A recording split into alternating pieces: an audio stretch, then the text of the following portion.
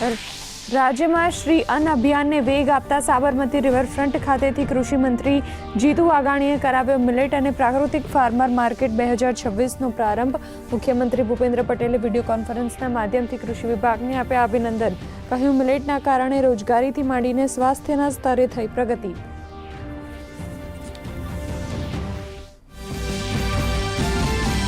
Millet મહોત્સવમાં કૃષિ મંત્રી જીતુ વાઘાણીએ કહ્યું, 700થી વધુ સ્ટોલ્સ દ્વારા ખેડૂતોને મળશે સીધું વેચાણ પ્લેટફોર્મ। તો પ્રદેશ પ્રમુખ જગદીશ વિશ્વકર્માએ કહ્યું, બરછટ અનાજ છે પોષણથી ભરપૂર। શ્રી અન્નના સેવનથી ઘટશે આરોગ્યની સમસ્યાઓ।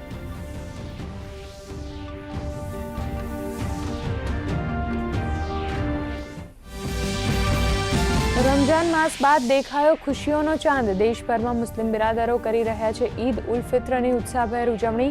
રાષ્ટ્રપતિ દ્રૌપદી મુર્મુ તેમજ ઉપરાષ્ટ્રપતિ અને પ્રધાનમંત્રી નરેન્દ્ર મોદીએ આપી ઈદની શુભેચ્છાઓ। મસ્જિદમાં અદા થઈ રહી છે વિશેષ નમાઝ।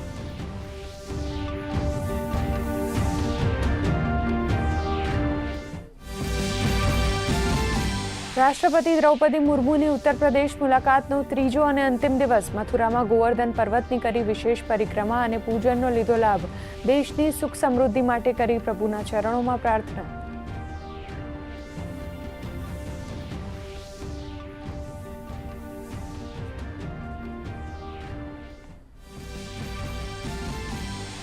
પશ્ચિમ એશિયામાં સંઘર્ષનો 22મો દિવસ। ઈરાનના તહેરાન અને ઇઝરાયલ પર હુમલા।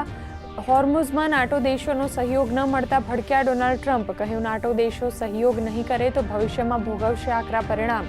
તો જાપાનના જહાજોને હોર્મુઝમાંથી પસાર થવા ઈરાનની મંજૂરી।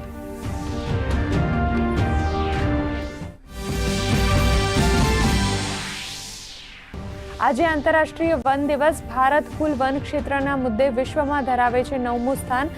ભારતના વન બન્યા છે કાર્બન સિંક। દર વર્ષે આશરે 150 મિલિયન ટન કાર્બન ડાયોક્સાઇડ શોષીને હવાનું કરે છે શુદ્ધિકરણ।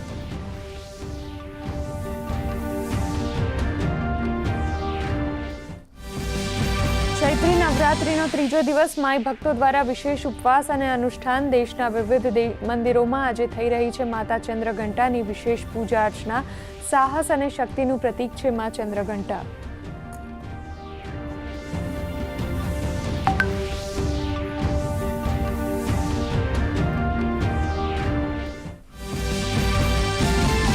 રાજ્યમાં પલટાયેલા હવામાનથી ગગડ્યો તાપમાનનો પારો। ગરમીથી મળી રાહત તો મોટાભાગના શહેરોમાં વાદળછાયું વાતાવરણ રહેવાનું અનુમાન। કચ્છના લખપત, નખત્રાણા, ભુજ, રવાપર, દેવીસર સહિતના વિસ્તારોમાં માવઠું। જગતનો તાત ચિંતામાં।